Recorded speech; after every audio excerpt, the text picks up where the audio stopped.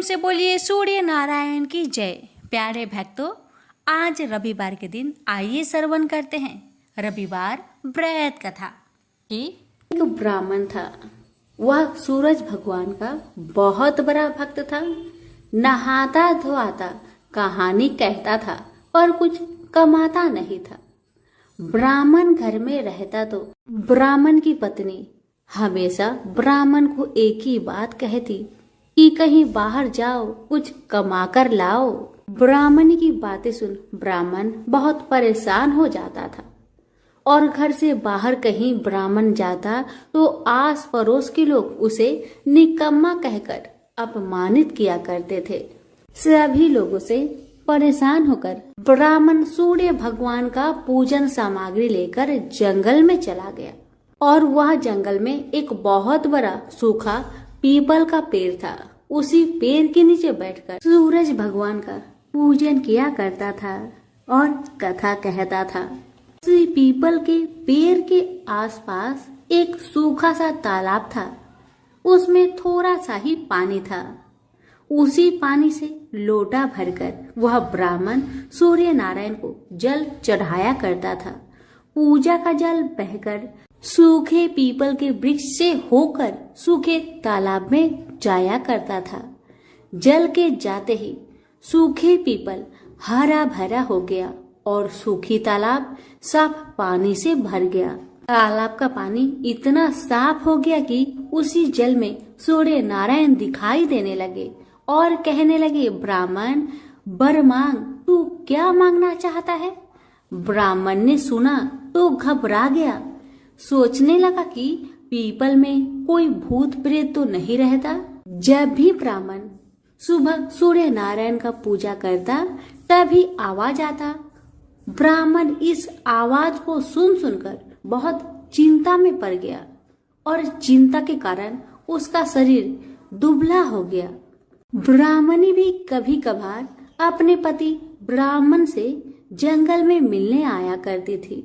ब्राह्मणी ने जब ब्राह्मण को दुबला पतला होते हुए देखा तो उसने पूछा, ब्राह्मण देव, आप दिन ब दिन सूखते क्यों जा रहे हैं? इसका क्या कारण है?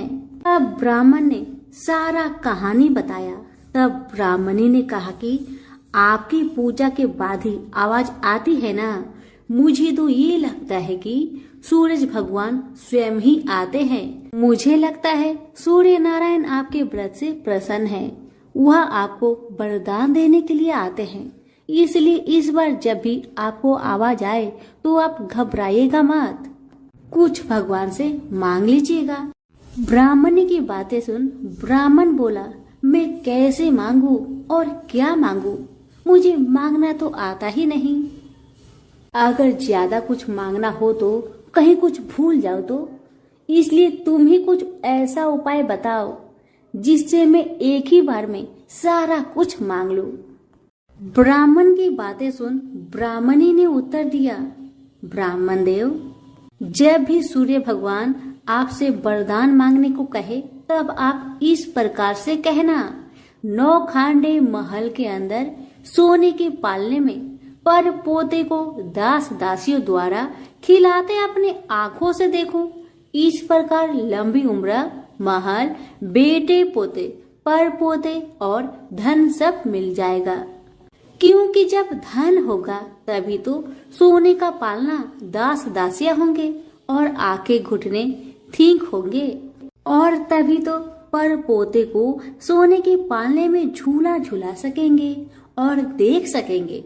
दूसरे दिन पूजा के बाद जैसे ही आवाज आया तो ब्राह्मण ने वैसा ही किया जैसे ब्राह्मणी ने समझाया था। ब्राह्मण ने हाथ जोड़कर सूर्य भगवान से प्रार्थना किया, हे सूर्य नारायण, अगर आप मेरे पूजा से प्रसन्न है तो मुझे वर दीजिए कि 9 खांडे महल के अंदर सोने के पालने में पर पोते को दास दासिया द्वारा खिलाते अपनी आंखों से देखो। ब्राह्मण के बातें सुन सूरज भगवान ने कहा, देखने में तो ब्राह्मण सीधा साधा भोला भाला लगता है पर एक ही बार में सब मांग लिया। सूरज भगवान ने कहा, जा तेरी इच्छा पूरी हो, जो तुमने मांगा तुम्हें अवश्य मिलेगी। ब्राह्मण जंगल से घर आया तो देखा कि उसकी टूटी हुई झोपड़ी की जगह एक नौखंडा महल खड़ा है। दास दासी आ और जा रहे थे।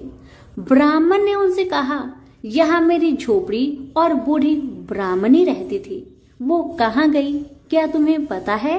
इतने में ही उस नौखंडे महल के दरवाजे से एक सुंदर औरत गहनों और सुंदर कपड़ों से सजी हुई बाहर आई और ब्राह्मण से बोली, आ जाइए, अपना ही घर है। ये सब तो सूर्य नारायण का चमत्कार है, उन्होंने आपकी मनोकामना को पूर्ण कर दिया है। ब्राह्मण की बातें सुन ब्राह्मण ने कहा, हम इतने सारे धन का क्या करेंगे?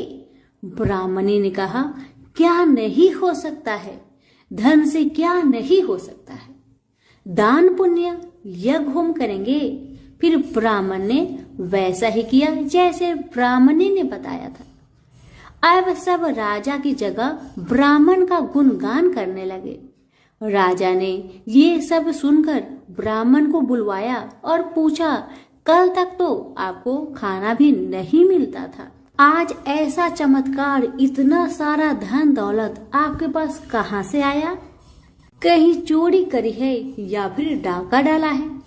ब्राह्मण ने कहा, ये सब तो सूर्य नारायण की कृपा है, और अपनी सारी कहानी राजा को बता दिया कि जंगल में ब्राह्मण के साथ क्या क्या हुआ और कैसे उसने सूर्य नारायण से वरदान मांगा।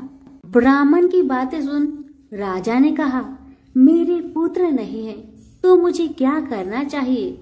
ब्राह्मण ने राजा को सूर्य भगवान की पूजा विधि बताई और कहा, महाराज आप भी सूर्य नारायण का व्रत करें, आपकी सारी मनोकामना सूर्य नारायण जरूर पूरी करेंगे। ब्राह्मण के बताए हुए नियम से राजा ने भी सूर्य नारायण का व्रत किया और सूर्य नारायण के व्रत के प्रभाव से राजा को भी पुत्र का प्राप्ति हुआ। सभी सूर्य नारायण की जय जयकार करने लगे।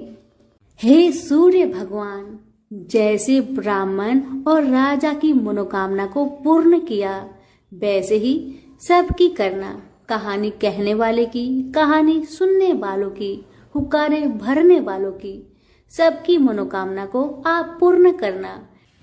द्वारपर की बात है। भगवान श्री कृष्ण एक बार अपनी बुआ कुंती के आश्रम काम्य वन में पहुंचे। उस समय पांडव लोग अज्ञातवास कर रहे थे। भगवान कृष्ण ने कहा, बुआ जी, मैं तुम्हें वनवासी भेष में देखकर दुखी हो जाता हूँ। मुझे सदैव इस बात की चिंता लगी रहती है कि पता नहीं कब दुष्ट दुर्योधन का प्रहार तुम्हारे ऊपर हो जाए। अतएव इस विपत्ति से छुटकारा पाने के लिए तुम भगवान सूर्य नारायण की आराधना करो। भगवान सूर्य ही सभी जीवों के नियंता और प्राण है। उनके तेज से ही जीवों का उद्धार होता है। भगवान कृष्ण ने बतलाया कि एक बार शंकर जी से पार्वती जी ने कुछ पूछा था, उसे मैं तुमसे बतलाता हूँ। शिव जी ने पार्वती जी से कहा, यदि तुम इस बात की जानकारी प्राप्त करना चाहती हो तो मथुरापुरी में जाओ। वहाँ सूर्य पुत्री यमुना जी की धारा प्रभावित होती है। यमुना के तट पर ऋषि, महर्षि, मुनि आदि निरंतर तपस्यारत रहते हैं। भगवान रुद्र की आज्ञा से पार्वती जी कालिंदी यमुना तट को चल पड़ी। कुछ ही दूर जाने पर उन्हें रास्ते में रोती बिलखती एक स्त्री दिखाई पड़ी। उसने बतलाया कि उसका नाम कुसुमवती है और उसका निवास कुसुमाकर वन के बीच में है। संतानहीनता होने के कारण उसके पति बसंत ने उन्हें त्याग दिया है और इस प्रकार वह निराश्रिता हो गई है। पार्वती जी उस स्त्री को साथ ले आगे चली गई। उन्हें रोती हुई एक दूसरी स्त्री मिली। उसने बताया कि मेरा नाम गंगा है। मेरे पति महाराज शांतनु ने पुत्रों के जीवित ना रहने के कारण मुझे अपमानित किया, जिससे मैं दुखी होकर घर चली आई हूँ। इसी प्रकार थोड़ी दूर जाने पर मधुबन में माधवी नाम की एक स्त्री और मिली, जो पति के वैभव का नाश होने के कारण घर से निकाल दी गई थी।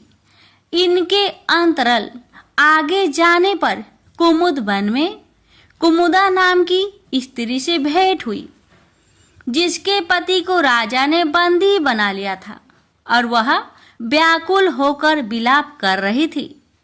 उन सभी स्त्रियों को साथ लेकर पार्वती जी यमुना तट पर जा पहुंची। उस तट पर पूजन उत्सव देखकर पार्वती जी ने ऋषि पत्नियों से पूछा कि यह किस देव की आराधना हो रही है, इस पूजन का विधान और फल क्या है। उनकी बात सुनकर एक ऋषि पत्नी ने कहा, यह जगत पिता सूर्य नारायण का व्रत है और सभी मनोरथों को पूर्ण करने वाला है। इस व्रत को करके प्रत्येक नर नारी अभिष्ट सिद्धि प्राप्त होती है। तुम्हारी भी यदि कोई वांछा हो तो इस व्रत को करके प्राप्त करो। ऋषि पत्नियों से ऐसी बात सुनकर पार्वती जी अत्यंत प्रसन्न हुई और उस व्रत के विधान का फल को जानकर शिव जी के पास लौट आई। पार्वती जी ने इस व्रत को करके विघ्न नाशक गणेश जी जैसे पुत्र को प्राप्त किया। प्रेम से बोलिए सूर्य नारायण की जय। एक माँ बेटी थी। माँ गाय चराने जाती। चैत्र का महीना आया, सूरज रोठा का रविवार आया। माँ ने बेटी से कहा, बेटी आज तेरे व मेरे लिए 2 रोट बना ले, मैं गाय चरा कर आती हूँ, फिर तू और मैं दोनों पूजा करेंगे। बेटी ने माँ के निमित्त एक रोट तैयार किया। इतने में सूरज भगवान जोगी का रूप धारण करके आए और बोले, माई भिक्षा दो। बेटी ने कहा, मेरा रोट अभी पका नहीं है। जोगी ने कहा कि मैं जाता हूं। बेटी ने सोचा कि जा तक खाली नहीं जाना चाहिए और उसने माँ के रोट में से किनार खांडी करके जोगी को थोड़ा रोट दे दिया। माँ गाय चरा कर आई। बेटी से बोली, मेरा रोट कहाँ है? खंडित रोट देकर माँ बावली हो गई। वो घी रोठो दे, रोठा माइली कौरो दे कहती नगरी में घूमने लगी। बेटी डर के मारे पीपल के झाड़ पर बैठ गई। 3-4 दिन निकले। बेटी भूखी प्यासी बैठी रही। सूरज भगवान को उस पर दया आई। सूरज भगवान ने उसके लिए पानी का लोटा व चूरमा भेज दिया। एक दिन एक राजा का कुंवर शिकार करके आया और उसी पीपल की ठंडी छाया में बैठा और बोला, कितना अच्छा होता कि पीने को थोड़ा पानी मिल जाता। ऐसा सुनते ही लड़की ने थोड़ा पानी डाला। राजा के कुंवर ने कहा, मुझे बहुत भूख लगी है, कोई खाने को दे तो अच्छा होगा। लड़की ने ऊपर से चूरमा डाला। कुंवर की भूख प्यास मिट गई। वह विचार करने लगा कि यहाँ कोई है। यह सोचकर राजा ने अपने सिपाहियों को पीपल के पेड़ पर खोज करने भेजा। उन्होंने सब जगह देखा, उन्हें कुछ नहीं मिला। तो राजा का कुंवर खुद ऊपर चढ़ा और ढूंढा तो वो लड़की मिली। राजकुंवर ने कहा कि तू कौन है? तब लड़की ने अपनी कहानी सुनाई। राजा के कुंवर ने कहा, मेरे साथ शादी करोगी? लड़की बोली, आप तो नगर के राजा हैं, मैं गरीब व अनाथ लड़की हूँ, मेरे कोई नहीं है। राजा जी माने नहीं। गाजे बाजे के साथ उस कन्या को पीपल के नीचे ब्याह कर घर ले गए। बहुत दिन बीते। एक दिन माँ घूमती घामती महल के बाहर पहुंच गई और आवाजें देने लगी, घी रोठो दे, घी रोटा माइली कोर दे। बेटी छत पर खड़ी देख रही थी। रानी ने सिपाहियों को भेजकर माँ को बुलाया और एक कमरे में ठहराया। कमरा बंद कर दिया। एक दिन राजा जी ने सारी चाबियां मांगी। रानी ने 6 कमरों की चाबियां दी पर 7वें कमरे की चाबी नहीं दी। राजा ने जीत करके 7वें कमरे की चाबी लाकर 7वां कमरा खोला तो आगे सोने की शिला देखी। राजा ने रानी से पूछा, ये क्या है? रानी ने कहा, ये मेरे पीहर की भेंट है। राजा बोले, हमको आपका पीहर देखना है। रानी ने कहा, मेरे पीहर नहीं है, आप तो मुझे पीपल के पेड़ के नीचे से ब्याह कर लाए थे। राजा हट करने लगे तो रानी सूरज भगवान से विनती करने लगी और 1.25 पहर का पीहर वासा मांगा। और राजा रानी पीपल के पेड़ के नीचे आए। वहां सारा कुटुंब था। कोई कहे मौसा जी आया, कोई कहे जीजा जी आया, तो कोई कहे फूफा जी आया। राजा रानी का अच्छा सत्कार किया। राजा को परिवार देखकर बहुत आनंद हुआ। 1 पहर पूरा हुआ। रानी घर चलने को कहने लगी। राजा बोला, इतना बढ़िया ससुराल इतनी जल्दी नहीं छूटेगा। अब तो रानी कुंवर की चिकोटी काटने लगी, उसे रुलाने लगी और कहा कि मेरे तो कुंवर रो रहा है, आप राजा जी जल्दी चलो। राजा रानी को पीहर वालों ने खूब दिया और विदा किया। जल्दी में राजा जी अपने पैरों की मोचरी व घोड़ी का तजना वहीं भूल गए। थोड़ा आगे जाते ही राजा को याद आया तो सिपाहियों से कहा कि रथ वापस घुमाओ, मेरी घोड़ी का तजना और मेरे पैरों की मोचरी वहीं रह गई है। रानी कहने लगी कि इतनी सी चीज के लिए पीछे वापस क्यों जाते हो? इतना धन उन्होंने दिया है। राजा ने एक नहीं सुनी। पीपल के नीचे गए और देखा कि वहां राजा जी का सामान पड़ा है, पत्ते उड़ रहे हैं, पर कोई परिवार वैभव नहीं है। राजा बोले, रानी ये सब क्या है? रानी बोली, मैंने सूरज भगवान से 1.25 पहर का पीहर बासा मांगा। मेरी तो एक माँ है जिसका रोट खंडित होने से वो पागल हो गई। घूमते घूमते महल के नीचे आई तो मैंने उसे बुलाकर कमरे में बंद कर दिया। उसकी सोने की शिला हो गई। इतना सुनते ही राजा ने नगर में ढिंढोरा पिटवाया कि चैत्र के किसी भी रविवार को पीहर बासे के लिए सूरज जी का व्रत करना चाहिए। जैसे सूरज भगवान ने रानी पर प्रसन्न हो उसे पीहर बासा दिया, वैसे सब पर सूरज भगवान कृपा करे। खोटी की खरी, अधूरी की पूरी, सूरज भगवान की जय। यह बात उस समय की है जब देवलोक के शिल्पकार विश्वकर्मा भगवान की एक पुत्री थी। उसका नाम था संज्ञा। वह दिन भर तपती धूप में खेला करती थी। सूर्य की तेज किरणों से जैसे उस पर कोई असर ही नहीं होता था। संज्ञा जब बड़ी हुई तो एक दिन विश्वकर्मा और उसकी पत्नी ने संज्ञा को बड़े मुग्ध भाव से सूर्य को निहारते देखा। यह देख विश्वकर्मा बोले, देवी, ऐसा लगता है हमारी बेटी सूर्य पर मोहित हो गई है। देख रही हो कितने मुग्ध भाव से सूर्य की ओर ताके जा रही है। मुझे भी ऐसा ही लगता है हे स्वामी। विश्वकर्मा की पत्नी ने कहा। सूर्य के सौंदर्य के प्रति संज्ञा का आकर्षक उसकी आयु के साथ बढ़ता ही गया। एक दिन विश्वकर्मा उसे अपने साथ हाथी पर बैठाकर सैर करने को निकले।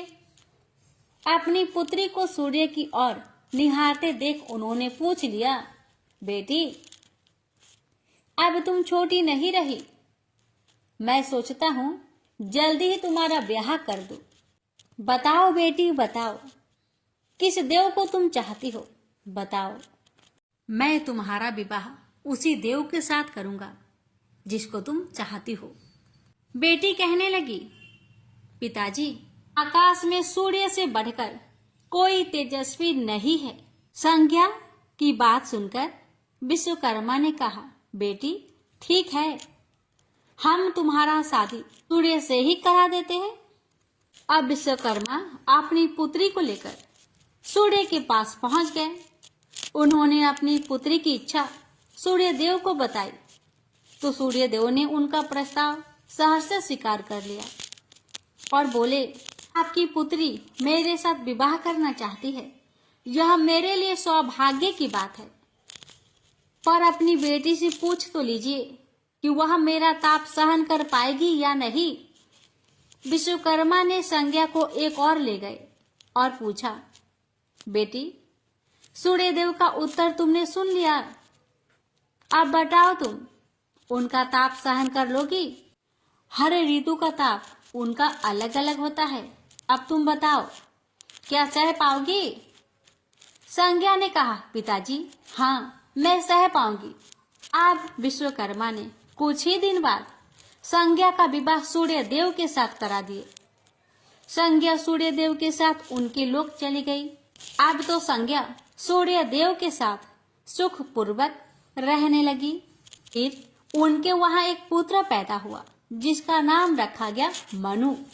अनेक ऋषि मुनि बालक को आशीर्वाद देने आए, यह बालक ज्ञानियों में भी ज्ञानी होगा। ऋषियों ने भविष्यवाणी की, आशीर्वाद सच निकला। जब वह कुछ बड़ा हुआ तो ऋषि मुनियों से शिक्षा ग्रहण करने लगा। सूर्यदेव और संज्ञा को अपने बेटे पर बड़ा गर्व था। वे बहुत ही प्रेम से अपने बेटे का लालन पालन करते थे। अनाचार एक बार ग्रीष्म ऋतु में सूर्य की किरणें बहुत ही प्रखर हो गई। उनका तेज अपने चरम सीमा पर जा पहुंचा। संज्ञा की चमड़ी रसने लगी।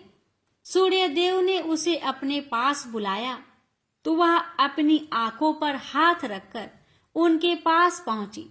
सूर्यदेव बोले, संज्ञा मेरी ओर देखो, तुमने अपनी आंखें क्यों ढक ली? नेत्र खोलो और मेरी ओर देखो, मैं तुम्हारा पति हूँ। संज्ञा बोली, स्वामी आपके ताप से मेरी आंखें खुल नहीं पा रही है। संज्ञा की बात सुन सूर्यदेव ने कहा, इसका अर्थ तो ये हुआ कि तुम मुझे अपने से दूर कर रही हो। विवाह के पूर्व मैंने तुमसे पूछा भी था कि क्या मेरा ताप सहन कर पाओगी।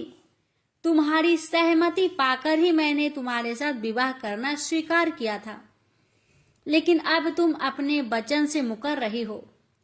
सूर्यदेव क्रोधित होकर कहने लगे। संज्ञा बोली, हे स्वामी, इसमें मेरा दोष नहीं, आपका ताप ही प्रखर है। यह सुन सूर्यदेव और भी कुपित हो उठे और बोले, सुनो संज्ञा, प्राणवान वस्तुओं को जीवित रखने वाला मैं ही हूँ, परंतु तुमने मेरी ओर से आंखें बंद कर ली, अतः तुम्हारे गर्भ से जो बालक उत्पन्न होगा वह यम होगा। यम अर्थात मृत्यु का देवता। संज्ञा वहां से भाग जाना चाहती थी, लेकिन बच्चों का मोह उसे विवश किए हुए था। संज्ञा की एक सहचरी थी, उसका नाम था छाया, जो हूबहू संज्ञा की ही प्रतिलिपि थी। उसने इस विषय में छाया की मदद लेने का निश्चय किया। उसने छाया को बुलाया और अपनी समस्या बताई। सुनकर छाया बोली, मुझे क्या करना होगा? तो संज्ञा कहने लगी, तुम संज्ञा बनकर मेरे पति के साथ जाओ और उनकी पत्नी और बच्चों की मां बनकर वहीं रहो। फिर छाया ने कहा, अगर उन्होंने मुझसे पूछताछ की तो मैं क्या कहूंगी?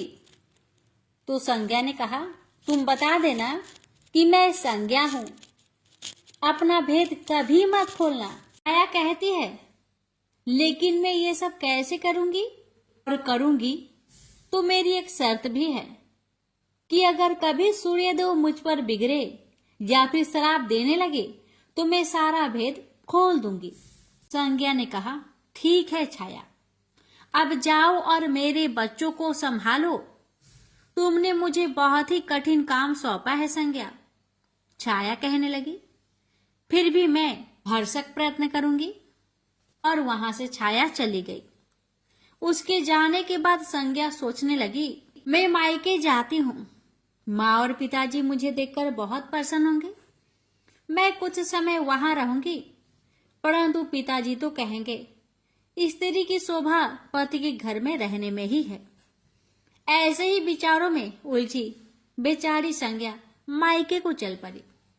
रास्ते में उसके मस्तिष्क में उलझने टकराने लगी। वह सोचने लगी, पिताजी जब मुझे लौट जाने को कहेंगे तब मैं क्या करूंगी? तब मैं जंगल में चली जाऊंगी। इसी सोच विचार के साथ संज्ञा अपने मायके पहुंच गई। पिता ने उसका बड़ा सत्कार किया। बोले, आओ बेटी आओ, सब कुशल मंगल तो है? तो संज्ञा बोली, नहीं पिताजी नहीं, आपने ठीक ही कहा था। ग्रीष्म ऋतु में मैं सूर्य देव की ताप सहन नहीं कर सकी। अब तो संज्ञा कुछ दिन अपने पिता के घर में सुख से रही। एक दिन पिता ने उससे कहा, बेटी संज्ञा, तुम्हारे आने से मुझे बड़ा हर्ष हुआ है, मुझे बहुत अच्छा लगा। परंतु विवाह हो जाने के बाद स्त्री को मायके में अधिक दिन तक नहीं ठहरना चाहिए। अब तुम अपने पति के घर जाओ, फिर कभी हमसे मिलने आना। तुम मुझे बहुत प्यारी हो, किंतु पति का घर ही स्त्री का घर होता है। यही मैंने सोचा था, संज्ञा मन ही मन बोली। और एक रात चुपचाप पिता का घर छोड़कर वह जंगल में चली गई। वह सोचने लगी, मैं सूर्य के सामने नहीं जा सकती, अतः घोड़ी बन जाती हूँ। उस रूप में मुझे यहाँ कोई पहचान नहीं पाएगा। घोड़ी का रूप धारण कर संज्ञा सूर्य के ताप की शक्ति को कम करने के लिए तपस्या करने लगी। तो छाया ने सूर्य के यहाँ जाकर संज्ञा का स्थान ले लिया। सूर्य देव ने उसे संज्ञा ही समझा। वे बोले, तुम लौट आई मेरे यहाँ? तो छाया कहने लगी, क्षमा कर दो स्वामी, मैंने अपनी दुर्बलता को जीत लिया है। छाया बड़े ही खेद स्वर में बोली। सूर्य देव कहने लगे, संज्ञा, मैं तो कब का ही तुम्हें क्षमा कर चुका हूँ। अब घर की जिम्मेदारी संभालो, बच्चों का लालन पालन करो। छाया ने कक्ष में लेटे दोनों बच्चों पर निगाह डाली और घर की जिम्मेदारियां संभाल ली। छाया इस घर में सुखी थी। वह प्राय सोचा करती थी कि बेचारी संज्ञा को कितना अच्छा घर त्यागना पड़ा उसे। क्या वह कभी नहीं लौटेगी? समय पाकर छाया को एक पुत्र हुआ। पुत्र पैदा होने के बाद वह कुछ चिंतित रहने लगी। मुझे यह नहीं भूलना चाहिए कि मैं संज्ञा नहीं, छाया हूँ। छाया ने एक पुत्र और पुत्री को जन्म दिया। अब छाया का व्यवहार बदलने लगा। वह अपने बच्चों से तो ज्यादा प्यार करती, लेकिन संज्ञा के बच्चों को तारने और उनके साथ दुर्व्यवहार करने लगी। मनु ने तो बी माता के व्यवहार को नजरअंदाज कर दिया, लेकिन यम को उसका व्यवहार खटकता रहा। माता छाया का यमुना बहन के साथ ऐसा व्यवहार करना उचित नहीं। वह अपने बच्चों के साथ तो कितना अच्छा व्यवहार करती थी। हम भाई बहन से नफरत, एक दिन तो हद ही हो गई। छाया ने यमुना के बाल पकड़े और उसे डंडे से पीटते हुए बोली, कमबख्तो, मरते भी तो नहीं, मर जाओ तो मेरा पीछा छूटे। जब छाया देर तक यमुना को पीटती रही तो यम से न रहा गया। उसने जाकर छाया का हाथ पकड़ लिया और गुस्से से बोला, बस माता बस, अब तुमने यमुना पर हाथ उठाया तो मुझसे बुरा कोई ना होगा। अच्छा, तेरी यह हिम्मत, मुझे धमकी देता है? ठहर जा, आज मैं तेरे पिताजी से इसकी शिकायत करूंगी। छाया बड़े ही क्रोध स्वर में बोली, लेकिन छाया ने इस डर से सूर्य देव से शिकायत न की, कहीं उसका भेद उजागर न हो जाए। लेकिन यम और यमुना ने तंग आकर अपने पिता से उसकी शिकायत अवश्य कर दी। पिताजी, यह स्त्री हमारी माँ नहीं है। यम ने कहा, हाँ पिताजी हाँ, पुत्र माता से विमुख हो सकता है, परंतु माता की ममता कभी कम नहीं होती। यमुना भी बोल उठी। सूर्य देव ने कहा, मैं देख लूंगा, तुम जाओ, डरो नहीं, बस सब ठीक हो जाएगा। ऐसा कहकर सूर्य देव ने बच्चों को धैर्य बंधाया, लेकिन बच्चों के जाते ही वह सोच में पड़ गए। बच्चे ठीक कहते हैं, यह अवश्य कोई मायाविनी है। सूर्यदेव गुस्से में भरकर छाया के पास पहुंचे और उसके केस पकड़कर झकझोर कर बोले, सच बताओ तुम कौन हो, अन्यथा मैं तुम्हें कठोर दंड दूंगा। ठहरिए स्वामी ठहरिए, छाया कांपती हुई बोली। स्वामी, मैं संज्ञा की छाया हूं। वह आपकी देखभाल का भार किसी को सौंपे बिना नहीं जाना चाहती थी, इसलिए उसने मुझे आपके पास भेज दिया है। सूर्यदेव ने कहा, संज्ञा कहाँ गई है? तो छाया ने बताया, अपने पिता के यहाँ। अब तो सूर्यदेव सीधे विश्वकर्मा के पास पहुंचे और उनसे पूछा कि संज्ञा कहाँ है? तो विश्वकर्मा जी ने कहा, वह तुम्हारे तेज से बचने के लिए यहाँ आई थी। विश्वकर्मा की बातें सुन सूर्यदेव ने कहा, तो आप मेरा तेज को घटा दीजिए, फिर उसे खोजने के लिए चलते हैं। विश्वकर्मा ने सूर्यदेव के तेज का 8वां भाग को छाट दिया, जिससे उनका तेज घट गया। फिर वे संज्ञा को खोजने निकले। उन्होंने राहगीरों से पूछताछ की, तुमने इधर कोई घोड़ी को देखा है क्या? हाँ, एक बिलछन घोड़ी को हमने नदी के पास विचरण करते हुए देखा है, राहगीरों ने बताया। उसमें बिलछन की क्या बात है? वह घोड़ी मानवी भाषा भी बोलती है। देव, अब तो यह अवश्य ही संज्ञा होगी, सूर्यदेव बोले।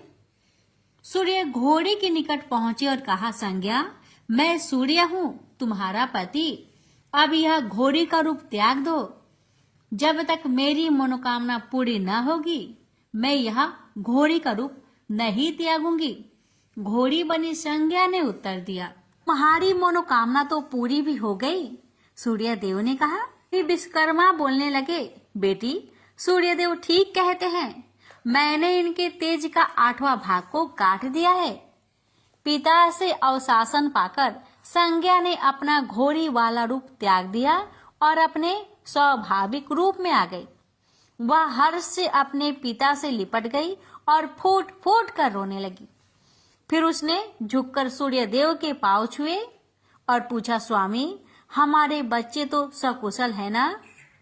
सूर्यदेव ने कहा, हाँ, दोनों बच्चे ठीक है। मनु, यम और यमुना को अब फिर से मां मिल जाएगी।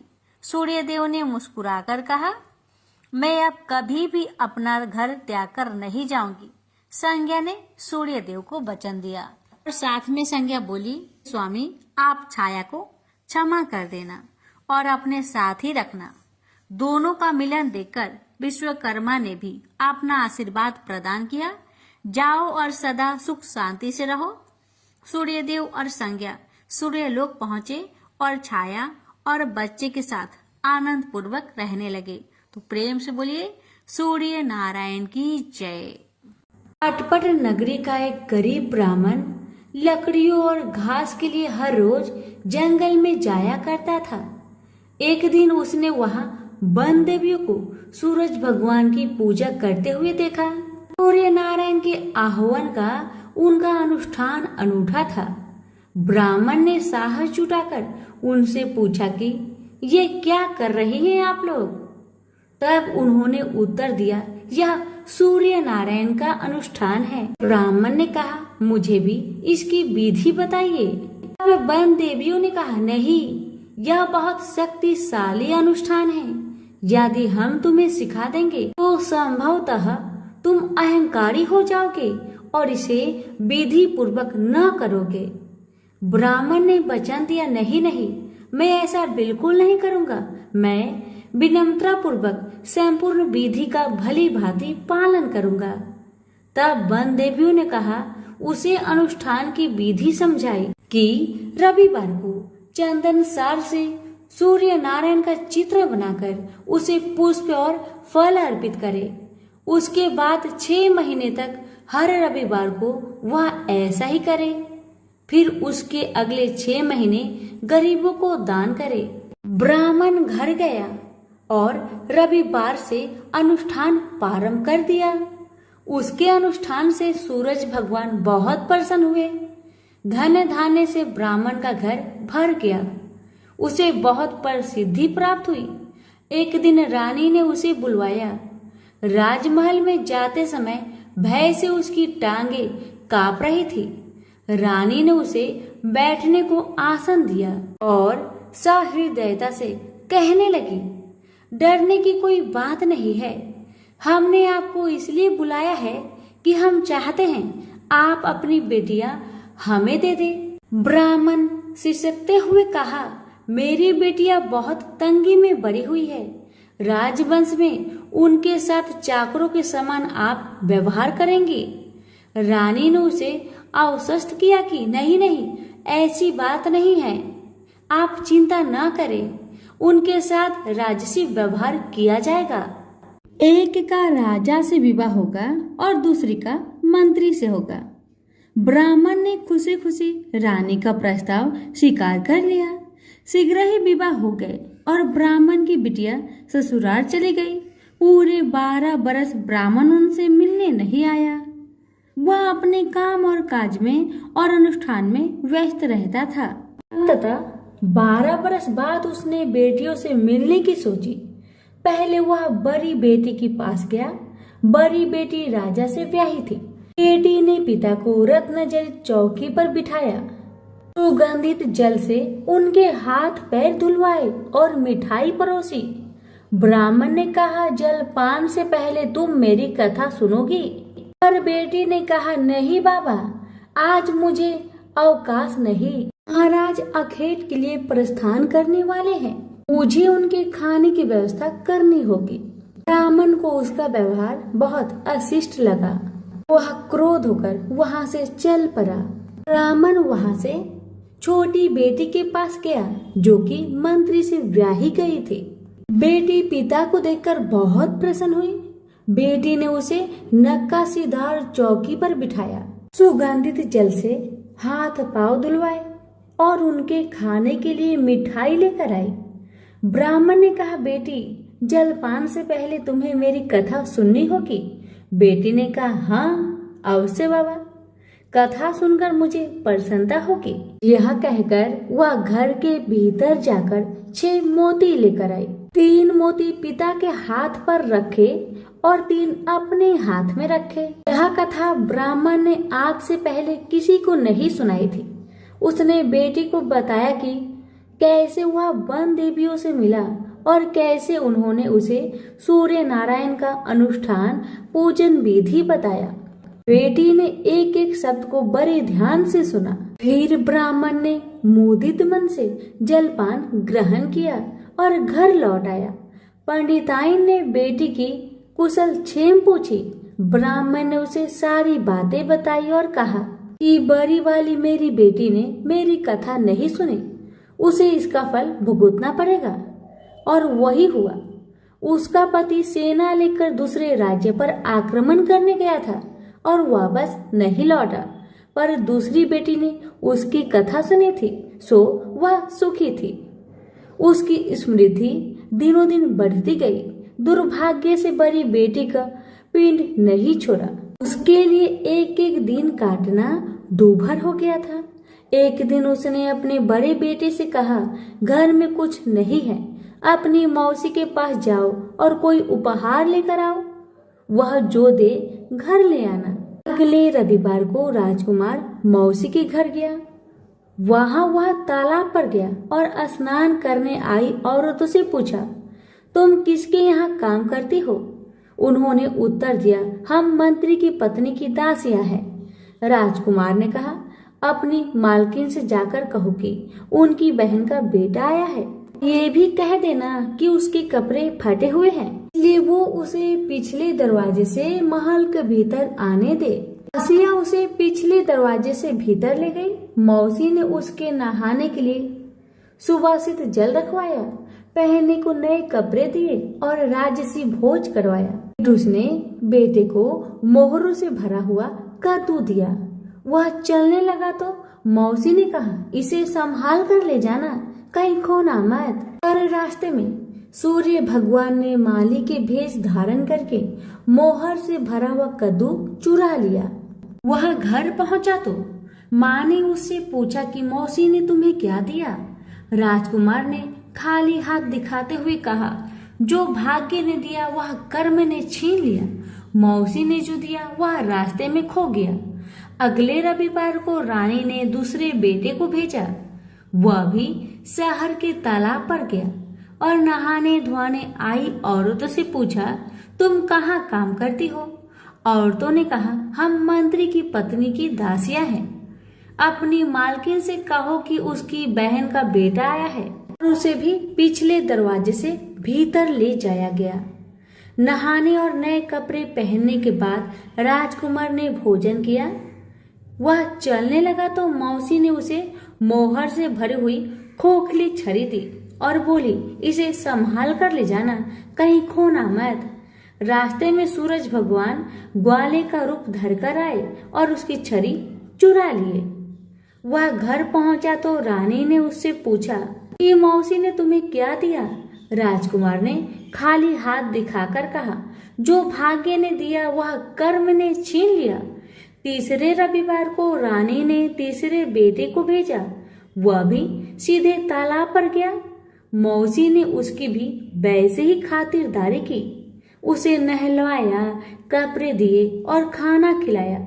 चलते समय उसने उसे मोहर से भरा हुआ खोखला नारियल दिया और कहा, इसे संभाल कर ले जाना, खोना मत। रास्ते में राजकुमार कुएं की जगह पर सुस्ताने के लिए रुका। जैसे ही उसने नारियल जगत पर रखा, वह लुढ़क कर कुएं में गिर गया। छपाक। वह घर पहुंचा तो रानी माँ ने पूछा कि वह क्या लाया है। राजकुमार ने जवाब दिया, जो भाग्य ने दिया वह कर्म ने छीन लिया। चौथा राजकुमार गया, तब भी वही हुआ। उसे मोहर से भरा हुआ कुल्हड़ मिला, जिसे सूर्य नारायण चील बनकर झपट ले गए। पांचवें रविवार को रानी खुद गई और जाकर तालाब पर खड़ी हो गई। छोटी बहन उसे खुद लेने के लिए आई और पिछले दरवाजे से घर में ले गई। नहलाने के बाद बताया कि उसकी विपत्ति का कारण यह है कि उसने बाबा की कथा सुनने से मना कर दिया था। फिर उसने दीदी को पूरी कथा सुनाई। रानी ने बहुत ध्यान से कथा सुनी और रविवार व्रत करने तक बहन के पास ही रही। और दोनों बहनें बहुत ही श्रद्धा भक्ति के साथ सूरज भगवान की आराधना करती। रानी का अनुष्ठान पूरा भी नहीं हुआ था कि उसके दिन फिर गए। से समाचार मिला कि वर्षों की युद्ध के बाद उसके पति विजयी होकर अकूट धन लेकर साथ लौट रहे हैं। राजधानी लौटते हुए राजा अपनी साली और बहू से मिलने के लिए वहां रुका। जब उसने सुना कि उसकी रानी भी यही है, तो उसे लेने के लिए उसने पालकी और कुछ दासियां भेजी। नन्हे भांजे चिल्लाते हुए रानी के पास आए और कहने लगे, मौसी मौसी, तुम्हें लेने के लिए छत्र वाली पालकी आई है, साथ में हाथी, घोड़े और सैनिक भी है। सब देखने के लिए बाहर भागे। वर्षों की विरह और व्यथा के उपरांत राजा और रानी ने एक दूसरे का हालचाल पूछा। बहनों ने एक दूसरे को मूल्यवान उपहार और रेशमी वस्त्र दिए। अगले दिन राजा और रानी ने अपने राजधानी के लिए प्रस्थान किया। पहले पड़ाव पर जब खाना बन गया तो रानी ने राजा के लिए और अपने लिए थाल परोसे। तभी उसे बहन से सुनी हुई कथा याद आई। उसने नौकरों को आदेश दिया कि वे पास के गांव में जाए और किसी निर्धन को लाए जो भूखा हो। गांव में उन्हें ऐसा कोई नहीं मिला, पर वापस आते समय उन्हें एक भूखा लकड़हारा मिल गया। वे उन्हीं को रानी के पास ले आए। रानी ने 6 मोती निकाले, 3 लकड़हारे को दिए और 3 अपने हाथ में रखे। फिर रानी ने उसे अपने पिता और वन देवियों की कथा सुनाई। लकड़हारे का रोम रोम कान बन गया। कथा सुनते ही उसके गड्ढर की सारी लकड़ियां सोने की हो गई। उसने शपथ ली कि वह पूर्ण विधि विधान से सूर्य नारायण का अनुष्ठान करेगा, बिल्कुल वैसे ही जैसे वन देवियों ने ब्राह्मण को सिखाया था। अगले दिन राजा रानी ने दल बल के साथ फिर पड़ाव डाला। खाना बन गया तो रानी ने राजा के लिए और अपने लिए खाना परोसकर सेवकों को किसी निर्धन और भूखे को लाने का आदेश दिया। आज वे एक किसान को लाए जिसकी फसल मुरझा गई थी और कुआं सूख गया था। रानी ने 6 मोती निकाले, 3 किसान को दिए और 3 अपने हाथ में रखे। फिर उसने उसे अपने पिता और वन देवियों की कथा सुनाई। कथा संपूर्ण होने से पहले ही उसकी फसल फिर से हरी भरी हो गई और सूखे कुएं में पानी भर आया। वापस जाते समय उल्सित किसान ने शपथ ली कि वह संपूर्ण विधि विधान के साथ सूर्य नारायण का अनुष्ठान करेगा, जैसा कि वन देवियों ने ब्राह्मण को सिखाया था। तीसरे पड़ाव पर रानी ने एक बुढ़िया को सूरज भगवान की कथा सुनाई। बुढ़िया का बेटा जंगल में खो गया था, दूसरा तालाब में डूब गया था और तीसरा सांप काटने पर मर गया था। रानी की कथा सुनते ही बुढ़िया के तीनों बेटे एक एक करके पड़ाव पर आ गए। बुढ़िया खुशी के आंसू बहाते हुए वहां से गई। उसने प्रण किया कि वह सूरज भगवान की उसी विधि से आराधना करेगी जो वन देवियों ने ब्राह्मण को सिखाया था। चौथे पड़ाव पर रानी के चाकर एक हाथ पांव विहीन आदमी को लाए। उसकी आंखें इतनी कमजोर थी कि उसे मुश्किल से ही कुछ दिखता था, यहाँ तक कि उसका कोई नाम भी नहीं था। लोग उसे लोथ कहते थे। चाकरों ने उसे जब देखा तब वह मुंह के बल पड़ा था। वे उसे उठाकर पड़ाव पर ले आए। रानी ने उसे नहलवाया और नए कपड़े पहनने को दिए। फिर उसने 6 मोती निकाले, 3 लोथ के पेट पर रखे और 3 अपने हाथ में रखे। फिर उसने उसे अपने पिता और वन देवियों की कथा सुनाई। अपाहिज आदमी ने पूरा श्रद्धा से कथा को सुना। कथा सुनते ही उसके हाथ पैर निकल आए और इसके आंखों की ज्योत भी लौट आई। वो भी जाते समय अति प्रसन्न होकर गया। उसने शपथ लिया कि वह सूर्य नारायण की विधि पूर्वक आराधना करेगा, जैसे कि वन देवियों ने ब्राह्मण को बताया था। अगले दिन राजा और रानी अपनी राजधानी पहुंच गए। वे महल में भोजन करने के लिए बैठे तो सूरज भगवान स्वयं प्रकट हुए और उनके साथ भोजन करने की मनसा दर्शाई। राजन ने महल के सारे दरवाजे खुलवा दिए और अनेकानेक उत्कृष्ट व्यंजन बनाने का आदेश दिया। प्रत्येक पकवान को 6 अलग अलग खुशबुओं के साथ परोसा गया। सूर्य नारायण और राजा खाने के लिए बैठे। सूर्य नारायण को पहले कौर में ही एक लंबा वाल दिखा। वह क्रोधित होकर चिल्लाए, यह किस अधम स्त्री का वाल है? रानी भय से पीली पड़ गई। उसे याद आया कि अपनी विपत्ति के 12 वर्षों में वह उल्टे के नीचे बैठकर कंघी किया करती थी। संभवतः वह उसी का वाल है।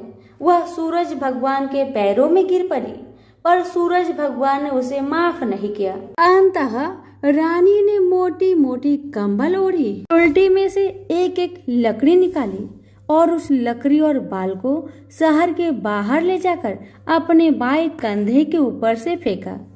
तब कहीं सूर्य नारायण का क्रोध शांत हुआ और उन्होंने भोजन ग्रहण किया।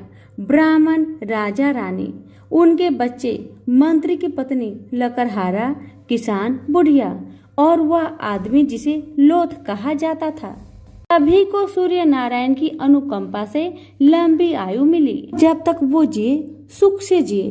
तो सभी प्रेम से बोलिए सूर्य नारायण की जय। एक था राजा, एक थी रानी। उनके पास सिपाही, घोड़े, दास दासिया, धन दौलत सब कुछ था। सिर्फ उन्हें संतान नहीं थी। इसी कारण राजा रानी बहुत ही दुखी रहते थे। संतान प्राप्ति के लिए उन्होंने हर तरह का दान धर्म, धार्मिक अनुष्ठान, जप, मंत्र, व्रत, पूजा पाठ किए, लेकिन कोई फायदा नहीं हुआ। अब राजा रानी दोनों ही बुढ़ापे की ओर बढ़ते गए। बुढ़ापे की ओर जैसे ही बढ़ते गए वैसे ही दोनों गहन सोच में पड़ गए। ये सोचकर कि उनकी कोई संतान नहीं है तो फिर इतने बड़े राज्य का क्या होगा? कौन बनेगा इस राज्य का वारिस? कौन लेगा प्रजा की जिम्मेदारी? राजा रानी दिन रात इसी चिंता में रहने लगे। उन्हें तो अब खाना पीना भी अच्छी नहीं लगती। एक सुबह की बात है कि राजा के दरबार में एक साधु जी आए। तो दासी रानी को इतला करती है। तब वह दासी से कहती है, यह मेरा अंतिम दान धर्म है, इसके बाद में अपने हाथों से कोई दान धर्म नहीं करूंगी। रानी चावल भरा छाछ हाथ में लेकर बाहर आती है और साधु की झोली में भिक्षा डालने के लिए आगे बढ़ती है। तो उसके चेहरे पर छाई हुई चिंता साधु की दृष्टि में आती है। वह पूछते हैं, क्या बात है रानी साहिबा, क्या हुआ है, आप इतनी चिंतित और उदास क्यों हैं? तब रानी ने साधु महाराज को अपनी सारी व्यथा सुनाई और सिसकने लगती है। उस पर वह साधु कुछ पल गंभीर हो जाते हैं और कहते हैं, चिंता मत करना रानी साहिबा, आपकी संतान होगी, आपकी इच्छा पूरी हो जाएगी, चिंता ना करें। आपकी कोख से एक पुत्र जन्म लेगा, मात्र वह 14 साल तक ही आप लोगों को मिलेगा। उसके आगे वह इस मृत्यु लोक में नहीं रह पाएगा। इससे बढ़कर आपको कुछ देना मेरे लिए संभव नहीं है। अपनी बात पूरी करते उसने अपनी झोली में हाथ डाला, थोड़ी सी भभूत निकालकर रानी को दे दी और कहा, आप और महाराज दोनों इसे बांटकर ग्रहण करना, आपको जल्दी ही पुत्र प्राप्ति होगी।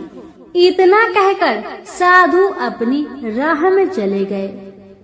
उनके जाने के बाद रानी सोचने लगी, 14 साल तो 14 साल ही सही, उतने समय के लिए हमें पुत्र तो मिलेगा, यही काफी है। उतने साल तक मैं उसे जी जान से बड़ा करूंगी, उसे ढेर सारा लाड़ दुलार करूंगी, अपनी संतान की हर मुरादे को पूरी करूंगी। उस रात अपना सारा राजकाज खत्म करके राजा जब रानी के महल में गए तो रानी ने क्या किया कि राजा को सारी बात बताई जो साधु जी ने उन्हें बताया था। रानी ने साधु की दी भभूत राजा को दिखाकर बोली, साधु महाराज ने यह भभूत हम दोनों को ग्रहण करने को कहा है। राजा बोले, इतना दान धर्म किया, जब तब किया, कोई फल नहीं मिला, अब इस भभूत से हमें संतान प्राप्ति होगी, ऐसा है क्या? उस पर रानी बोली, जब इतना सब कुछ किया तो अब यह भी सही करके देख लेते हैं। आप बेमतलब की उस साधु के क्रोध को क्यों हम बुलावा दे? राजा को अब किसी पर विश्वास नहीं था, लेकिन पत्नी को दुख न पहुँचे इसलिए वह राजी हो गए। राजा राजी हो गया तो फिर क्या होता है कि राजा रानी दोनों नहाते धोआते हैं, फिर अपने अपने भगवान का स्मरण करते हैं, अपने पुरखों को स्मरण करते हैं और उस साधु महाराज का नाम स्मरण करके वह भभूत बांटकर दोनों खाते हैं। उसके बाद दोनों निश्चिंत होकर सो जाते हैं। तो कुछ दिन गुजर जाते हैं और साधु द्वारा कहे अनुसार रानी गर्भवती हो जाती है। उस पर राजा रानी दोनों की खुशी का गमन नहीं समाती। राजा रानी से बोला, महारानी सचमुच साधु महाराज की कृपा हो गई। समय बीतते गया, 9 महीना पूरा हो गया तो रानी ने एक सुंदर गोरे पुत्र को जन्म दिया। राजा ने बड़ी धूमधाम से पुत्र का नामकरण किया। सारे राज्य में 8 दिन तक अन्य सत्पर्ण रखा, उत्सव मनाया गया। अब पुत्र की कुंडली देखने के लिए राज्य के सबसे विद्वान पंडित जी को बुलाया। पंडित जी आते ही कुंडली देखकर बड़े चिंतित में पड़ गए और कहने लगे, महाराज हमारा राजपुत्र सिर्फ 14 साल तक हमारे पास रहेगा। राजा को इस बात की भनक थी ही, रानी को भी साधु महाराज की बात याद थी। दोनों पति पत्नी चुपचाप रहते हैं। उसके बाद राजा और रानी बड़े लाड़ प्यार से बेटे की परवरिश करते हैं, उसकी हर ख्वाहिश पूरी करते हैं। थोड़े समय के लिए ही सही भगवान ने संतान की अपनी मुरादें पूरी कर दी। इसे वे समाधान मानते थे। राजपुत्र दिन प्रतिदिन बड़ा होता है।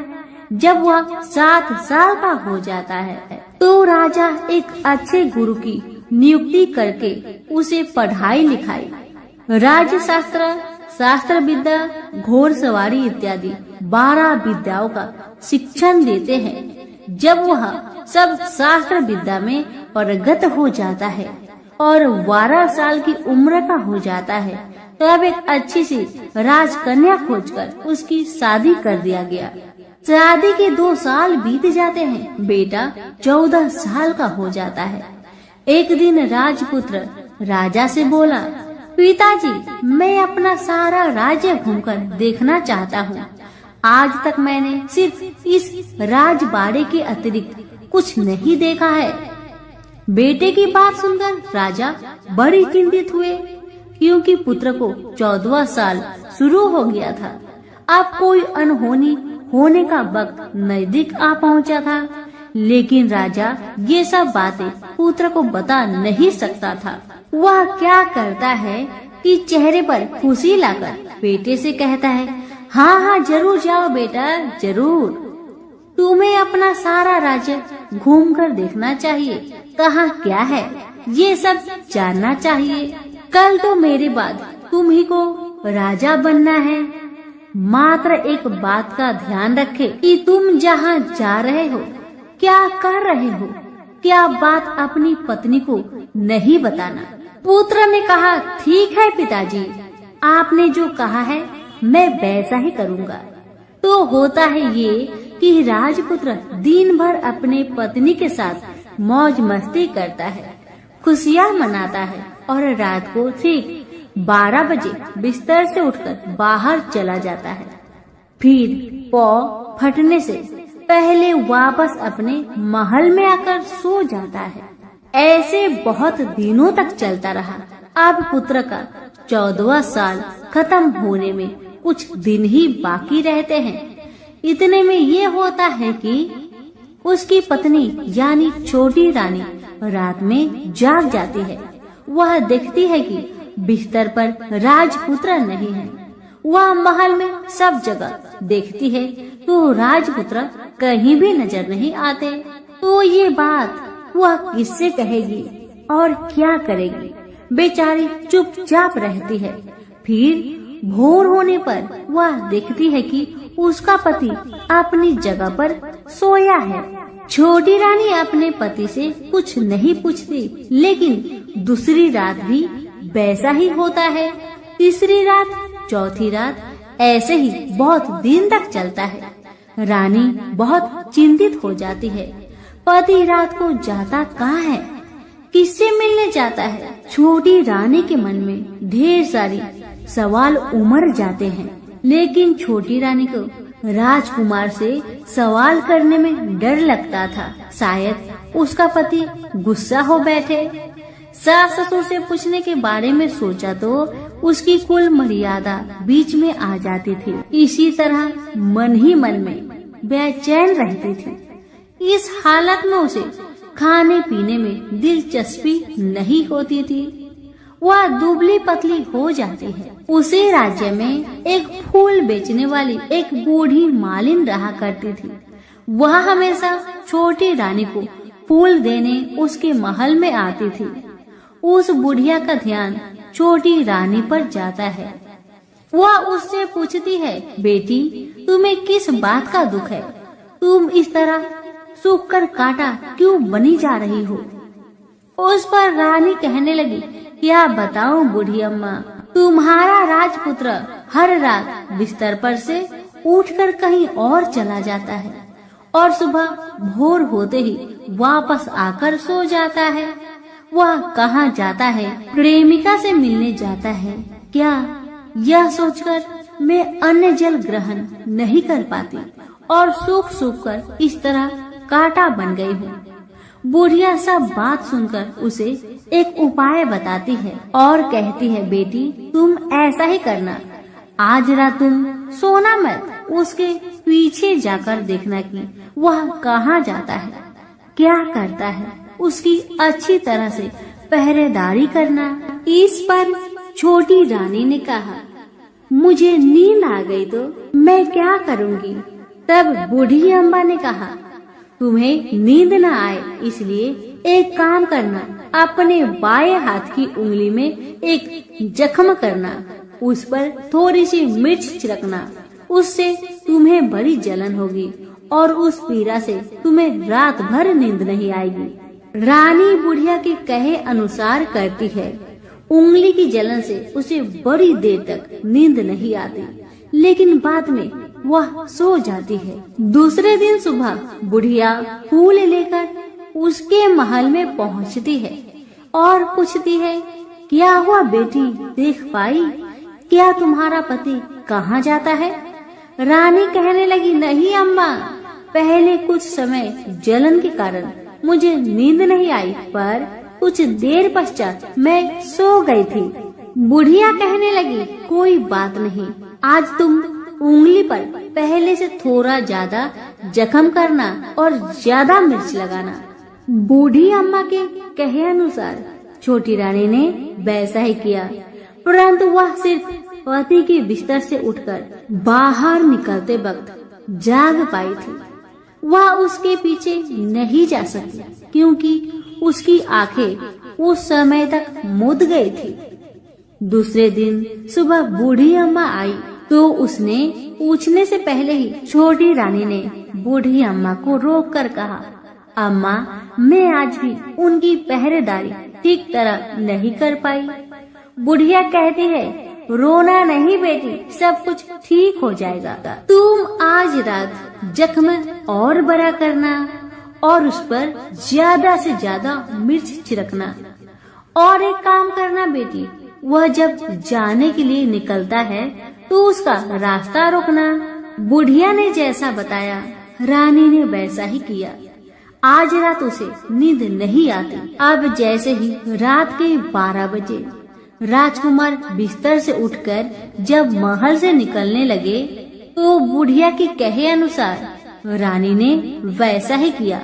दौड़कर जाकर अपने पति का रास्ता रोककर कहने लगी कि कहाँ जा रहे हो, किससे मिलने जा रहे हो, मुझे बताओ। राजपुत्र उसे समझाने की बहुत कोशिश करता है। देखो, अगर मैंने तुम्हें वह बताया तो मैं तुम्हें दोबारा नहीं मिल पाऊंगा। पत्नी कहने लगी, कोई बात नहीं, न मिल पाओ, लेकिन आप रात के समय कहाँ जाते हो ये मुझे पहले बताओ। अब राजपुत्र निरुपाय हो जाता है। पत्नी की जिद के आगे उसकी एक नहीं चल पाती। ठीक उसी समय उसका 14वां साल खत्म होकर 15वां साल लगने वाला था। जो होता है वह हो जाने दो। वह सोचता है, कुछ चावल मंत्रों से सिद्ध करके पत्नी को देकर कहता है, इन चावलों के दानों को दोनों हाथों की मुट्ठी में पकड़ना। पहले दाएं हाथ में पकड़े चावल मेरे ऊपर फेंकना, मैं कौन हूँ तुम्हें पता चल जाएगा। बाद में बाएं हाथ में पकड़े चावल मेरे ऊपर फेंकना, मैं जैसा था तुम्हें मिल जाऊंगा। लेकिन यदि तुम बाएं हाथ के चावल मेरे ऊपर फेंकना भूल गई तो मैं तुम्हें कभी नहीं मिल पाऊंगा। राजकुमारी ने कहा, मैं नहीं भूलूंगी। रानी बड़े आत्मविश्वास के साथ कहकर दाएं हाथ में पकड़े चावल पति के ऊपर फेंक दिया तो राजपुत्र एकदम एक विशाल घोड़ा बन जाता है। एकदम उद्यमा सफेद गर्दन पर लंबी आयल, देखते देखते वह तेजी से दौड़ने लगता है। रानी उस घोड़े को एकदम आश्चर्य से देखने लगती है और पति ने बाएं हाथ के चावल फेंकने की जो बात कही थी वह भूल जाती है। उसकी आंखों के सामने घोड़ा महल से बाहर निकलकर चला गया। घोड़ा जो महल से बाहर गया तो वह वापस नहीं आया। अब रानी को बड़ा पश्चाताप हुआ। वह स्वयं को कोसने लगी, लेकिन अब कोई फायदा नहीं होने वाला था। राजपुत्र अब वापस नहीं आने वाला था। सुबह होते ही महाराजा महारानी को सब बात पता चली। उन्हें बहुत दुख हुआ। वे बिस्तर पकड़ते हैं और राह देखते हैं कि एक दिन उनका बेटा वापस आ जाए। इस तरह 1 महीना गुजरा, 2 महीने गुजरे, 3 महीने गुजरे, आखिर 6 महीने पूरे हुए। राजपुत्र का कोई आता पता नहीं लगा। प्रधान राजपुत्र को ढूंढने के लिए राज्य के गांव-गांव सिपाही भेजा गया, लेकिन उन्हें कोई सफलता नहीं मिली। इधर रानी अपनी हठ के कारण पति गायब हो गया। यह सोचकर स्वयं को मन ही मन कोसती रही और प्रण लेती है कि कुछ भी करके पति को ढूंढ लाएगी और उसे वापस घर ले आएगी। एक दिन वह सुबह उठकर सास ससुर के महल में जाती है और कहती है कि मैं अपने पति की खोज में जा रही हूँ। महाराजा महारानी को और क्या चाहिए था, बस उनका बेटा उन्हें वापस मिल जाए। बहू को उन्होंने अनुमति दे दी और कहा कि बेटी, तुम्हें जहाँ जाना है जाओ, जो करना है करो, पर मेरा बेटा को लेकर ही वापस आना। भगवान तुम्हें कामयाबी दे। अब रानी क्या करती है कि अपना शाही भेष बदलकर एक सेठानी बन जाती है। कुछ दास दासियों को, कुछ नौकरों को साथ में लिया, कुछ सामान साथ लिया और राज्य की सीमा पर जाकर वहाँ एक भोजनालय खोल दिया। वह आने वाले सब यात्रियों को खाना मुफ्त में देने लगी। मात्र एक शर्त रखी कि खाने वालों को उसकी देखी कोई अजीब चीज उसकी मालकिन को यानी राजकन्या को बतानी पड़ेगी। तो वहाँ आने वाला हर नागरिक अपनी तरफ से मैंने यह देखा, मैंने वह देखा कहकर वहाँ से मुफ्त खाना खाकर जाता था। परंतु रानी को जो बात चाहिए थी वह अब तक किसी से नहीं मिली थी। ऐसे ही कुछ दिन बीत गया तो इधर होता है कि रानी के महल फूल लेकर जाने वाली बुढ़िया के एक बेटा और बहू थे। उनका एक छोटा बेटा था, यानी बुढ़िया का एक पोता था।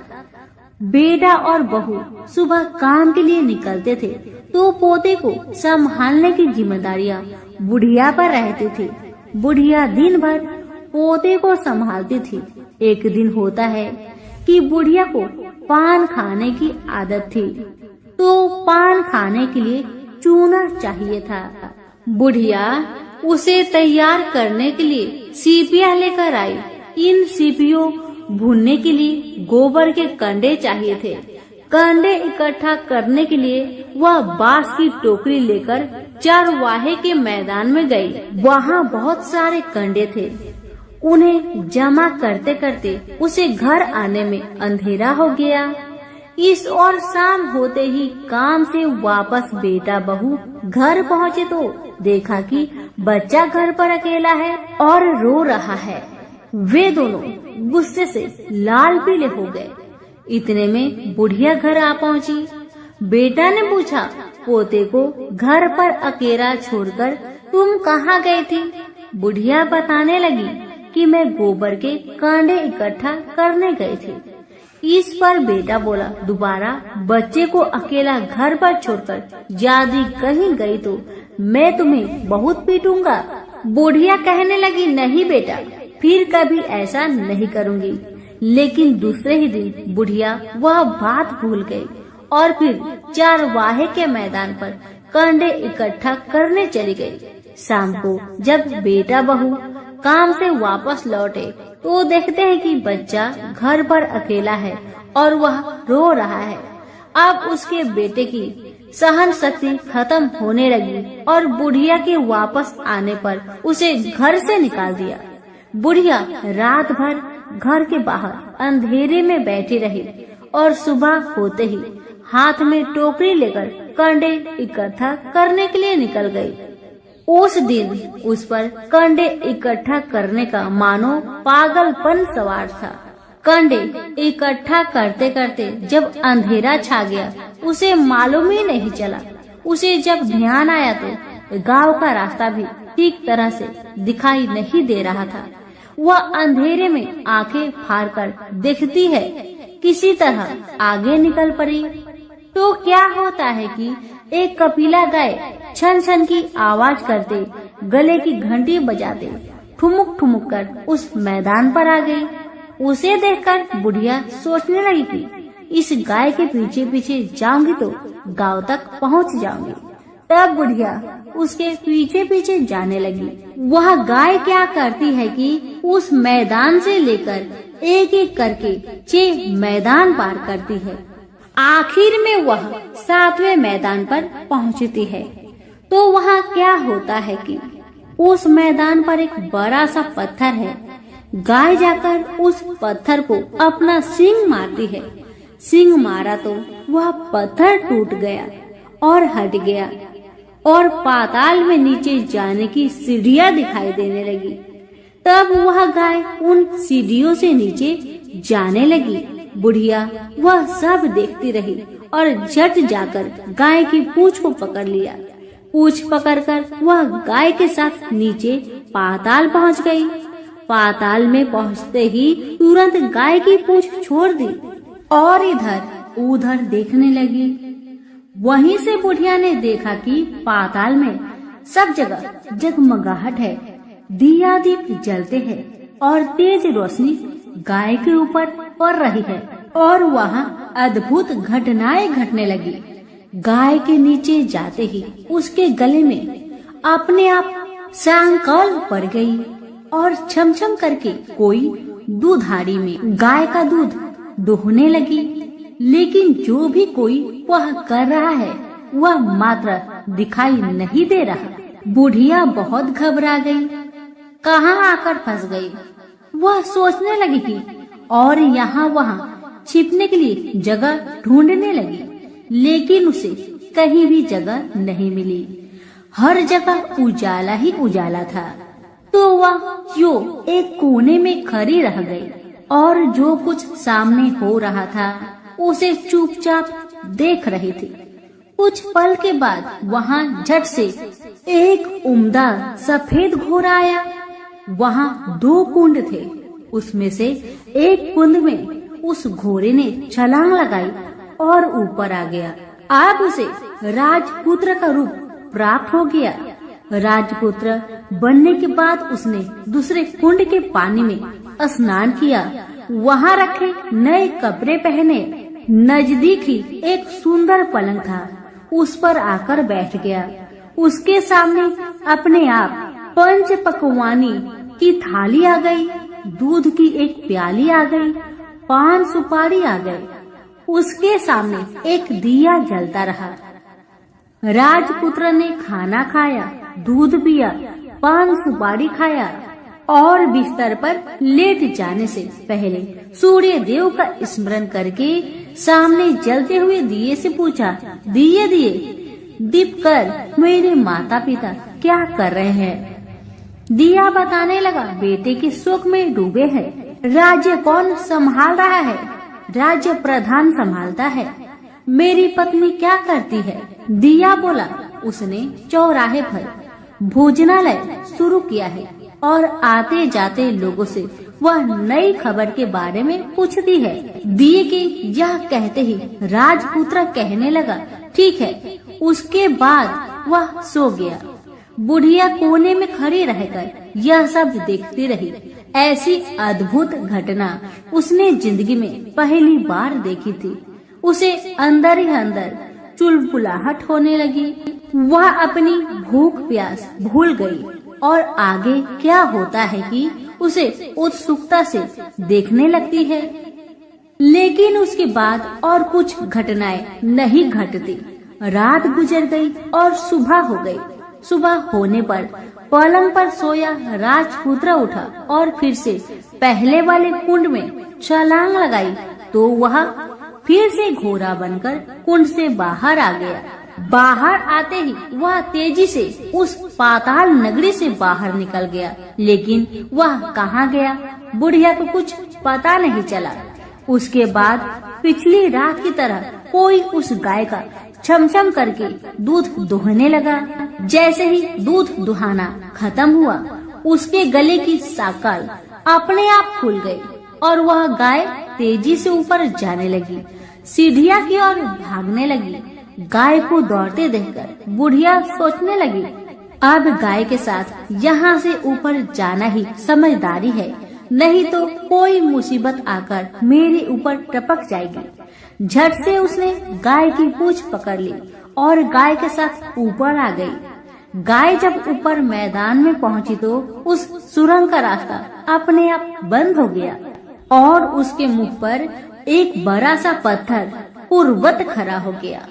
ऊपर आकर वह गाय जंगल की ओर निकल गई तो इधर बुढ़िया एकदम बावली सी हो गई।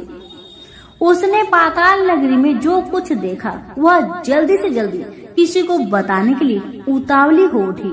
उसे एकदम याद आया है कि नगर की सीमा पर कोई औरत भोजनालय चलाती है और नई बात बताने वालों को अच्छा खाना पीना मुफ्त में देती है। वह सोचने लगी कि क्यों न मैं यह बात उस औरत को जाकर बताऊं। यदि उसे यह बात पसंद आ गई तो बाकी जीवन खाने पीने की झंझट से मुक्ति मिलेगी। बुढ़िया ने मन में तय किया और तुरंत उस भोजनालय के द्वार पर टंगे नगाड़े के सामने खड़ी हो गई और जोर जोर से नगाड़ा बजाना शुरू किया।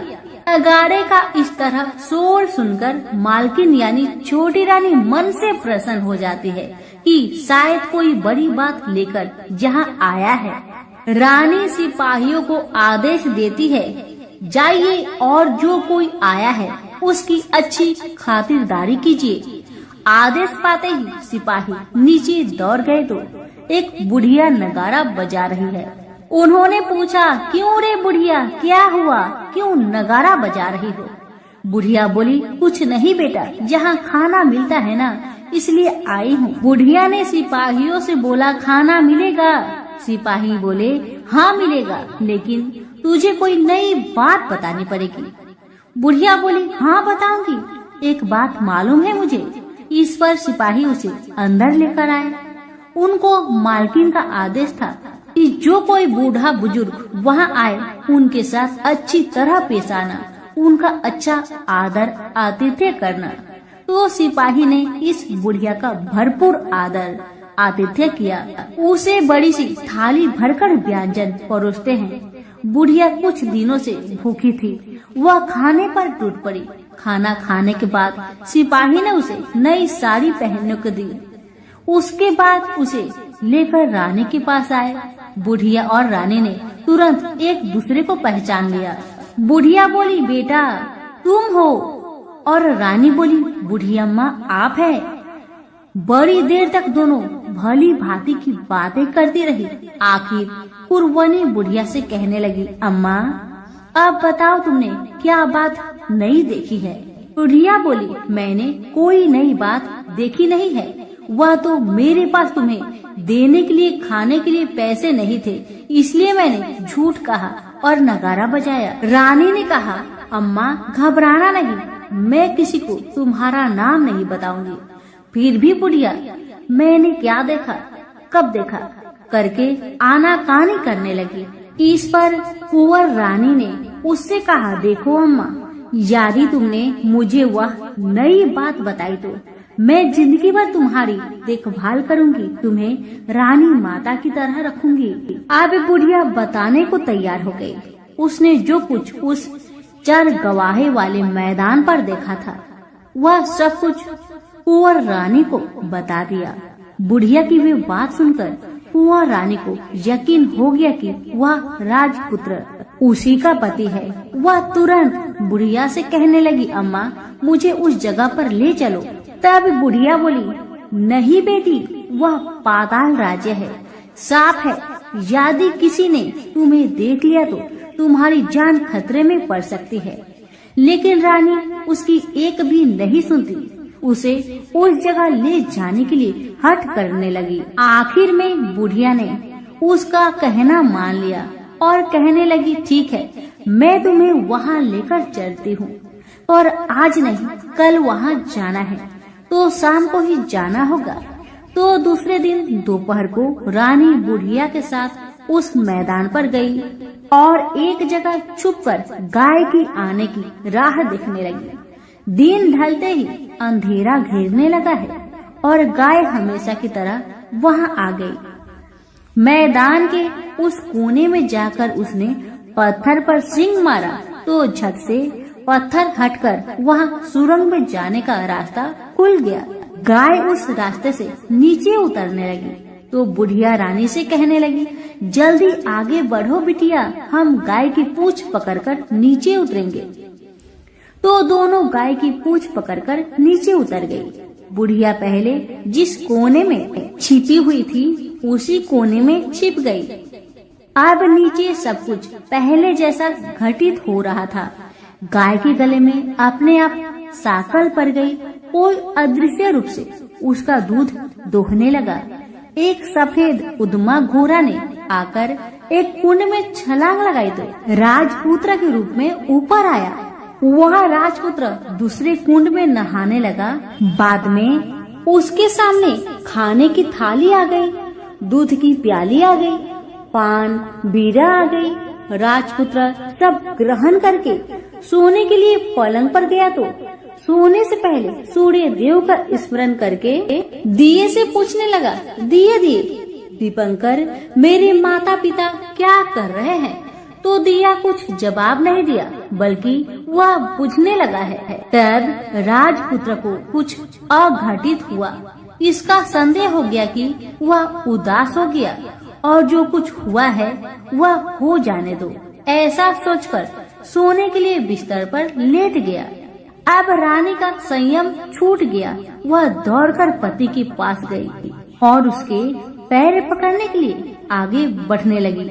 राजपुत्र तुरंत ही पत्नी को पहचान लिया। वह झट से पीछे हट गया और चिल्लाने लगा, नहीं नहीं, मुझे मत छूना, सर्वनाश हो जाएगा। रानी दोनों हाथ जोड़कर पति से अपनी भूल स्वीकार करने लगी। स्वामी, मुझसे भूल हो गई है। मुझे आपसे नहीं पूछना चाहिए था कि आप रात को कहाँ जाते हो। मैं अपनी भूल स्वीकार करती हूँ। मुझे मेरी भूल की सजा मिल गई है।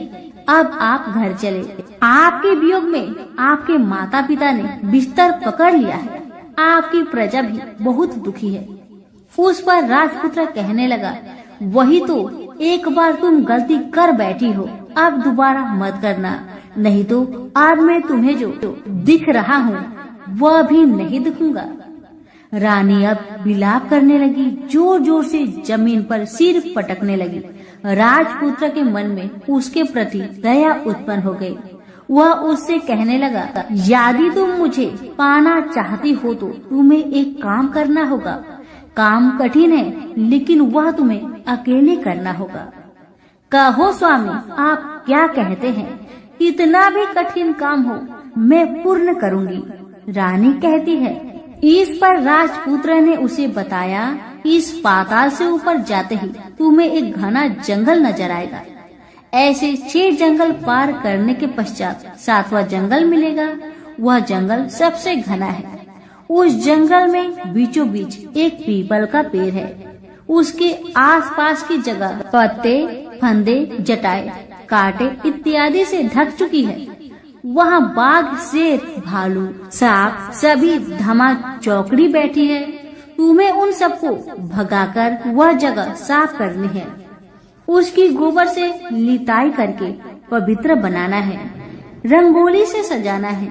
उसके बाद वहाँ धूप, कपूर, अगरबत्ती जलानी है। फूल कुमकुम से पेड़ की तने की पूजा करनी है। दूध दही से बने चावल का भोग चढ़ाना है। यह सब तुम्हें दोपहर के 12 बजने के पहले करना होगा। 12 बजने के समय तुम्हें उस जगह पर बैठकर सूर्य भगवान का ध्यान करना होगा। ठीक 12 बजे सूर्य भगवान का रथ वहाँ उतरेगा। वे वह सब देखकर खुश हो जाएंगे और कहेंगे, जिस किसी ने यह सब किया है उसे मैं मन चाहा फल दूंगा। तो तुम सामने जाकर उसके रथ का दाहिना घोड़ा मांगना। मैं तुम्हें मिल जाऊंगा। इतना बात कहकर राजपुत्र अपने पलंग पर सो गया और छोटी रानी भोर होने की राह देखने लगी। भोर होते ही वह बुढ़िया के साथ गाय की पूंछ पकड़कर ऊपर आ गई। ऊपर आने के बाद वह बुढ़िया से कहने लगी, अम्मा अब मैं अकेले ही आगे जाऊंगी, तुम भोजनालय वापस जाओ।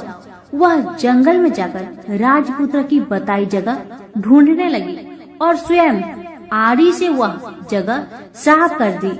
बाद में राजपुत्र ने जैसे बताया वैसी लिपाई पुताई करके वापस आ गई। दूसरे दिन पौ फटने से पहले ही और जंगल में उस जगह पहुंची। वहां जाकर इत्र गुलाब का पानी छिड़ककर वह जगह सुगंधित की। धूप अगरबत्ती जलाकर उसे पवित्र किया और पूजा की। सब सामग्री वहां तैयार रखकर सूर्य भगवान का ध्यान करने बैठ गई। जैसे कि पति ने बताया था, दोपहर को ठीक 12 बजे सूर्य भगवान का रथ उस पीपल के पेड़ पर आकर रुका है। सूर्य भगवान ने जब रथ से नीचे देखा तो सुगंधित वातावरण देखकर बहुत खुश हुए और फिर बोले, जिस किसी ने यह काम किया है वह यहाँ आकर मुझसे कुछ भी मांगे, मैं उसे दूंगा। रानी ने जब ये सब सुना तो बिना समय गवाए दौड़कर उनके सामने आ गई और उनको साष्टांग नमस्कार करके बोली, भगवान वह मैं ही हूँ, मैंने यह जगह साफ की है। भगवान बोले, अच्छा तो तुम्हें जो चाहिए वह मुझसे मांगो। तो छोटी रानी बोली, भगवान मुझे आपके रथ का दाहिना घोड़ा चाहिए। सूर्य भगवान बोले, नहीं नहीं, मैं तुम्हें और कुछ भी दे सकता हूँ, लेकिन यह घोड़ा नहीं दे सकता। मेरे रथ के 12 घोड़े हैं, तुम चाहो तो कोई और घोड़ा ले लो, लेकिन दाहिना घोड़ा नहीं, वह मैं तुम्हें नहीं दे सकता।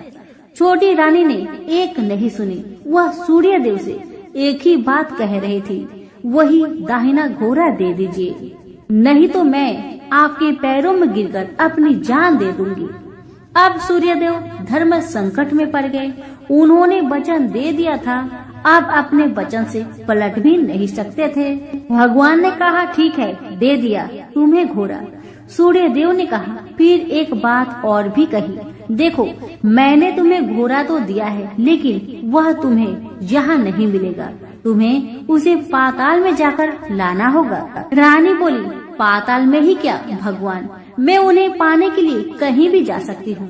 रानी को वचन देकर सूर्यदेव अपने मार्ग से चले गए और इधर रानी जंगल से अपने भोजनालय में आ गई। फिर वह बुढ़िया को लेकर उस मैदान पर आ गई। जल्दी ही शाम हो गई। शाम होते ही वहाँ वह गाय आ गई और उसने सींग मारकर सुरंग का पत्थर हटाया तथा नीचे उतरने लगी। रानी और बुढ़िया जल्दी जल्दी उसकी पूंछ पकड़कर नीचे उतर गए। नीचे पाताल में सब घटनाएं पहले की तरह ही घटने लगी। घोड़े का एक कुंड में नहाकर राजपुत्र बन जाना, नहा धोकर पलंग पर जाकर बैठना, तो उसे खाने की थाली, दूध की प्याली आना, पान पीरा आना। लेकिन आज एक बात नई घटी। आज 2-2 थाली, 2-2 दूध की प्याली, 2-2 पान पीरे उसके सामने आए। वह कुछ नहीं बोला। अपने हिस्से की थाली खाकर, दूध पीकर और पान पीरा चबाकर वह सोने चला गया और हमेशा की तरह दिए से पूछने लगा, दिए दिए दीपंकर, मेरे माता पिता कैसे हैं? दिया बताने लगा, वे दोनों तुम्हारे शोक में मरने की स्थिति में पहुंच गए हैं। राजकुमार ने कहा, ऐसा? झट से उसकी आंखों से आंसू टपकने लगे। फिर वह पूछने लगा, दिए दिए दीपंकर, मेरा राज्य कौन चला रहा है? दिया बोला, तुम्हारा राज्य प्रधान चला रहा है और वह सब कुछ हड़प चुका है। वह प्रजा पर बहुत अत्याचार कर रहा है। सुनकर राजपुत्र को बहुत गुस्सा आया। वह गुस्से से अपनी मुट्ठी भींचने लगा। अब वह पूछने लगा, दिए दिए दीपंकर, मेरी पत्नी क्या कर रही है? अब दिया कुछ नहीं बोला, चुपचाप रहा। अब रानी का संयम जवाब दे गया। वह दौड़कर पति के गले लग गई। अब मैं तुम्हें मिल गया, राजपुत्र कहने लगा। सच कहते हो, अब आप फिर से घोड़ा तो नहीं बनोगे ना? पत्नी ने कहा। पति ने कहा, नहीं, दोबारा घोड़ा नहीं बनूंगा मैं।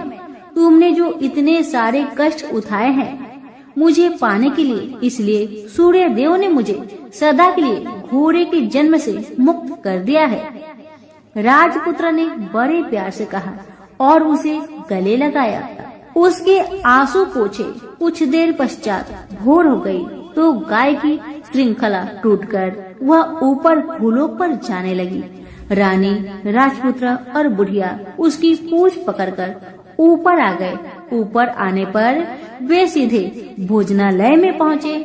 वहाँ का सब सामान लोगों में बांट दिया और उसको ताला लगाकर अपने राज्य में लौट गए। राजपुत्र वापस आता और उसके तेवर देखकर प्रधान घबरा गया। राजपुत्र ने उसे बंदी बनाकर कैद खाने में डाल दिया और राज्य की बागडोर अपने हाथ में ले ली। उसके बाद वह अपने माता पिता को मिलने उनके महल में गया। तब राजपुत्र क्या देखता है कि उसके माता पिता उसके शोक में सी पंजर बने हुए हैं। पुत्र को वापस आया देखकर मरणासन राजा रानी की आंखों से टप टप आंसू बहने लगे। इन दोनों ने पुत्र को गले लगाया, उसे प्यार से सहलाया।